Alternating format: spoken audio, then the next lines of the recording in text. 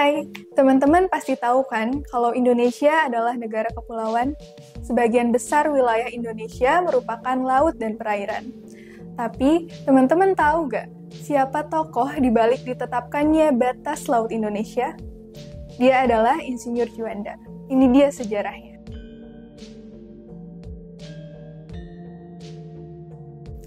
Insinyur Juanda adalah Perdana Menteri terakhir dan terlama sepanjang sejarah RI yang disebut sebagai Bapak Maritim Indonesia.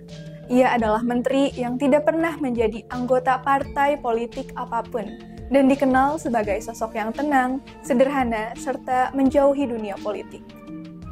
Insinyur Haji Raden Juanda Kartawijaya lahir di Tasikmalaya pada tanggal 14 Januari 1911. Juanda mengenyam pendidikan di HIS Kuningan.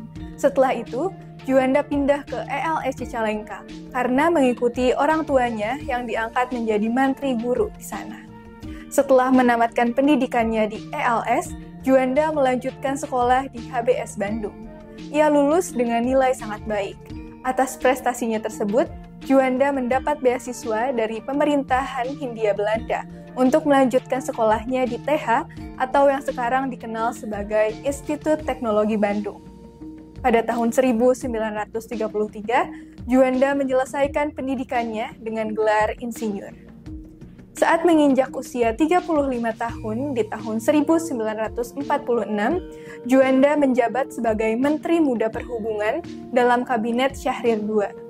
Atas kepercayaan yang diberikan kepadanya, dari 21 kabinet yang dibentuk antara tahun 1945 hingga 1963, Juanda mengambil bagian sebanyak 14 kali. Ia pernah menjabat sebagai Menteri Perhubungan, Menteri Komunikasi, Menteri Pekerjaan Umum, Menteri Perdagangan, Menteri Keuangan, hingga Menteri Pertahanan.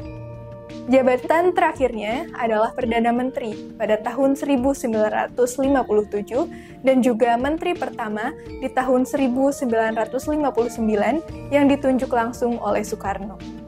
Menurut rekannya, sikap Juanda yang menjauhi kegiatan partai politik membuatnya sangat dibutuhkan dalam sistem multipartai yang berlaku saat itu.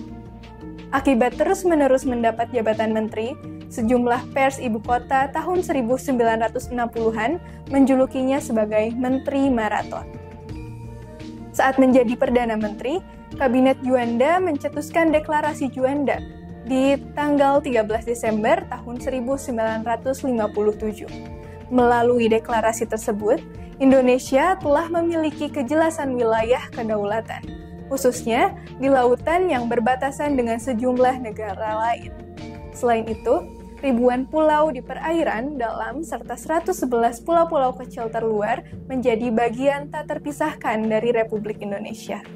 Hal inilah yang menyebabkan Juanda disebut juga sebagai Bapak Maritim Indonesia. Insinyur Juanda juga dikenal sebagai seseorang yang memiliki karakter pendiam. Dia agak pemalu dan tidak suka menonjolkan diri.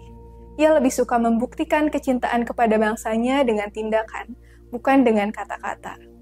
Maria Ulfah, Menteri Sosial Kabinet Syahrir II sekaligus kolega Juanda di HIS Jakarta, mendeskripsikan sosoknya sebagai seorang administrator yang baik, seorang yang tidak pernah berpihak kepada partai. Selain itu, menurut catatan Mark Calvin Reclefs yang dipaparkannya dalam Sejarah Indonesia Modern, orang yang paling tepat memimpin kabinet non-partai adalah Juanda. Hal ini dikarenakan Juanda selalu berusaha melibatkan partisipasi setiap menteri tanpa memandang asal partai. Juanda adalah Perdana Menteri terlama sepanjang sejarah dan Wakil Presiden de facto pada saat itu. Dalam keadaan penuh konflik, Insinyur Juanda disebut sebagai stabilisator dan juga juru damai. Ia bukan seseorang yang tergabung dalam partai politik, melainkan seorang administrator profesional yang dapat memahami orang-orang partai dan tidak pernah mengeluarkan pernyataan politik. Pada 7 November 1963, Insinyur Haji Juanda mengalami serangan jantung fatal secara mendadak ketika sedang mengikuti acara resmi di Hotel Indonesia. Ia berpulang dalam usia relatif muda sebagai pemimpin nasional, yakni di usia 52 tahun. Insinyur Juanda dimakamkan di Taman Makam Pahlawan Kalibata, Jakarta, dengan upacara kebesaran yang dipimpin langsung oleh Presiden Soekarno.